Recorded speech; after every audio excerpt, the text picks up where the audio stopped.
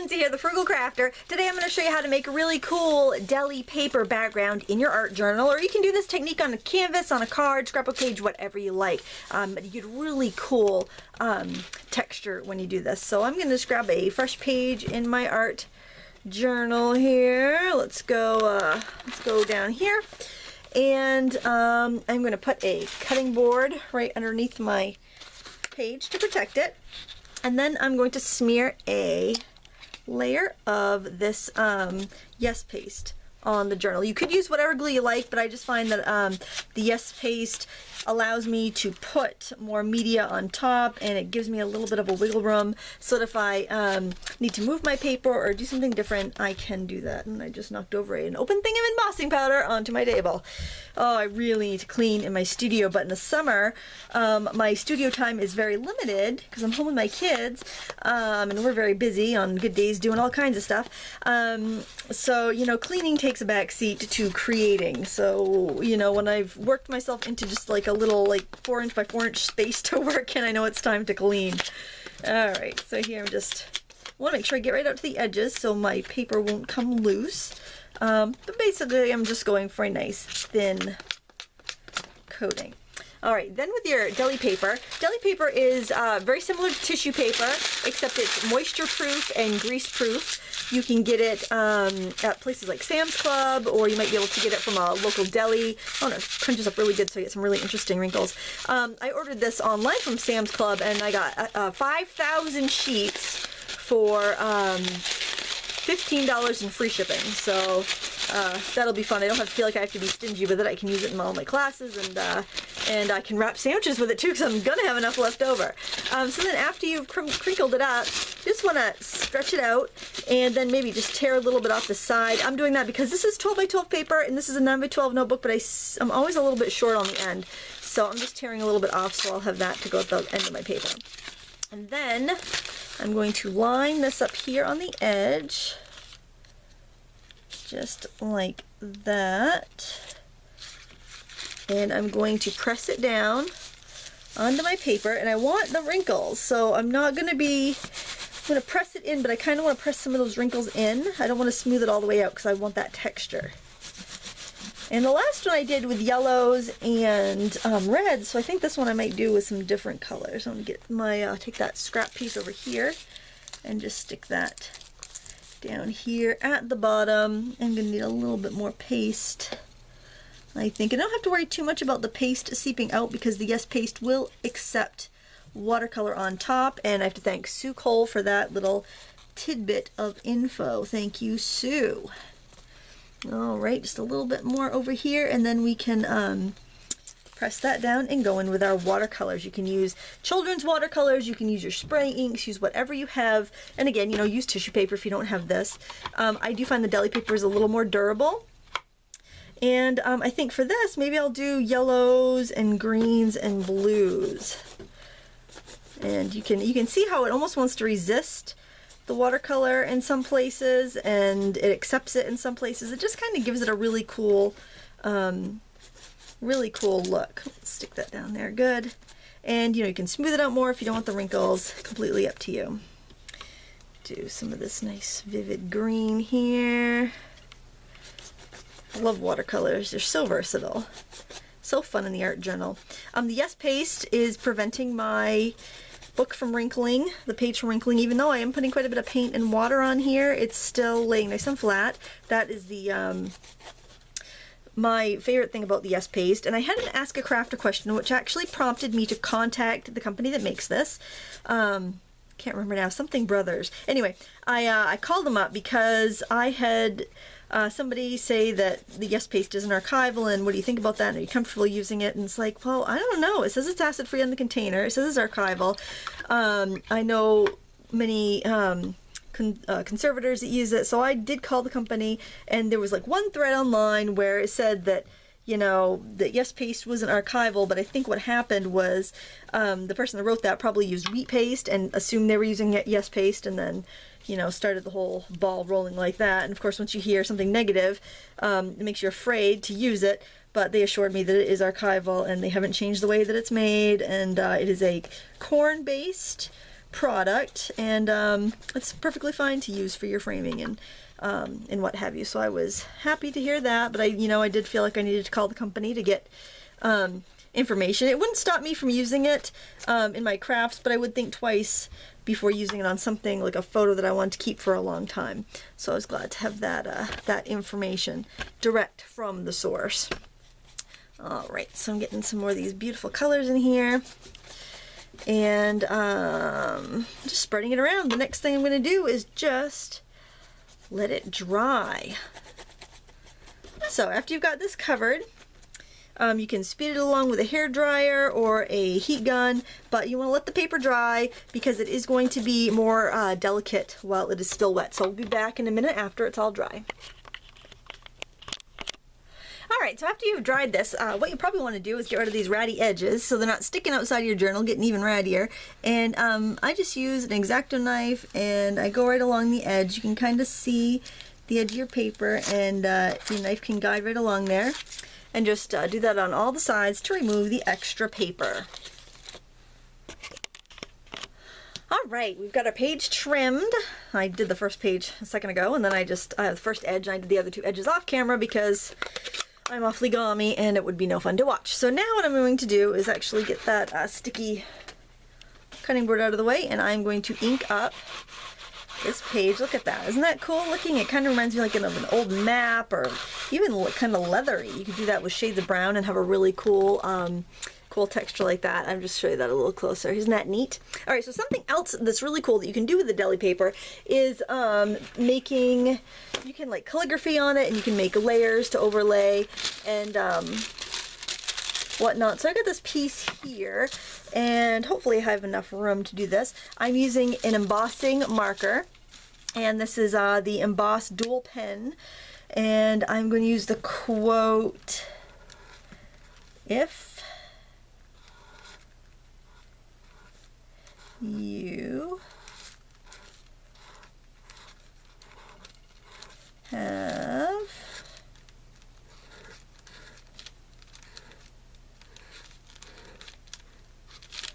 a garden and a library,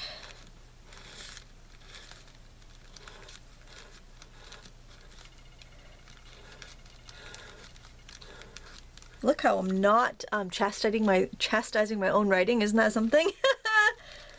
A garden and a library."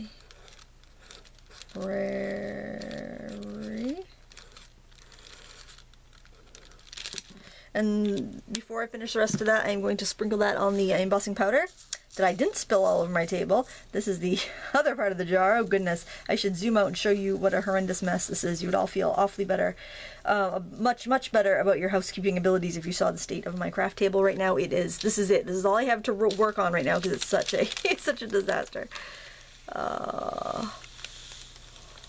There we go. Go that way. Do a little shaky over the floor. Let me heat that up. And this is going to lock the ink down. That's why I want to use these pens, so that I could seal my ink in, so I could decoupage this onto my paper. And really I should be using a detail embossing powder instead of a chunky embossing powder, but this is the first thing I grabbed out of my drawer, and summertime and the living is easy, and I tend to get lazy and just grab the first thing I come to create because you know, I don't have as much time to spend creating in the summer, and I want to make sure it counts. Alright, so, and the other half of this quote is you have everything you need. Maybe I can fit that in right over here. Let's try. Look, I almost spilled that embossing powder again. I'm not going to have any embossing powder by the end of this video. Oh my gosh. Alright, you have everything you need.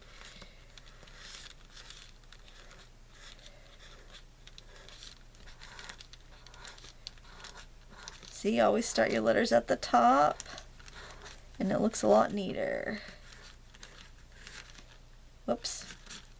See, I'm just going to tear that out. That's the awesome thing about this. E, B, E, R, T, I,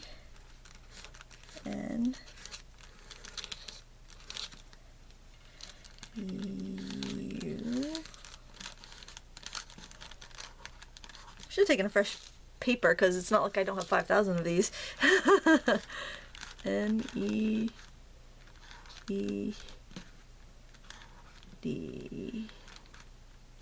Okay, and we'll emboss this little bit here.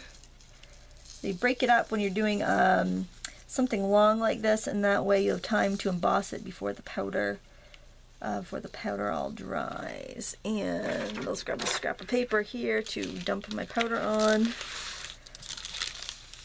One of my many sheets of notes I keep down here just to remind me of what I should be doing. Because I get very distracted. Oh my gosh. Okay, so we're heating this up again. Here we go. The excitement of embossing powder. These pens are really cool. I got them at a yard sale for 10 cents a piece. So if they don't make these colored ones anymore, I know you can get the clear ones, and then you can use whatever color embossing powder you have. And I actually don't have any clear ones, I don't think. But I do have, but you could use your water brush, your blending brush, and that would work too. Okay, so what we're going to do is we are going to tear this out and put it on our background. Here's our background there. And this deli paper is really fun. It's if you were trying to do that calligraphy on tissue paper, it would bleed through and feather. But the whatever is in here, though, it's like a dry wax paper kind of. It's not waxy. It's very strange. I don't know if it's got like a plastic in it or what, but whatever it is, it's food safe, so that's good to know. And I'm gonna tear away my mistake, which is very handy. I think. See, we all make them. Unless you're Martha Stewart. Well, she probably makes them. She just, you know, has the scruples to edit them out. She has people for that. I don't have any people for that. I need some people. No, I think that, I think it's good. Because, you know, I'll get on, I'm kind of getting frustrated with Pinterest. I get on Pinterest, and, well, for one thing, a lot of people get, like, they're very frustrated, like, oh, I tried that thing I saw on Pinterest, it didn't work, I'm just such a, you know, miserable failure at crafts, and I look, and sometimes I see stuff on Pinterest that I just know isn't going to work because I have the experience, and then, or they make it look so easy, and you just know that it isn't if you have any experience with it. And so these people that have never done these crafts before try it, and they get frustrated because it doesn't come out the way the picture shows, and then they just feel like it's them and not the project. And I think that that is really too bad. All right, I'm going to stick this on with hot glue. This is something I stamped and colored. It was just an experiment the other day. I figure why not? I'm going to use it. I'm not just going to toss it just because I didn't end up using it in the card.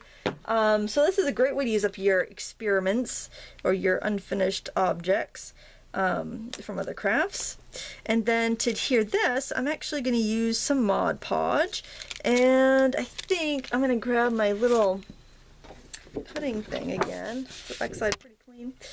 And I'm going to use that as I put my Mod Podge on there so I don't smear any ink where I don't want it. Because if there's any spot where the embossing powder doesn't hit, it's going to, what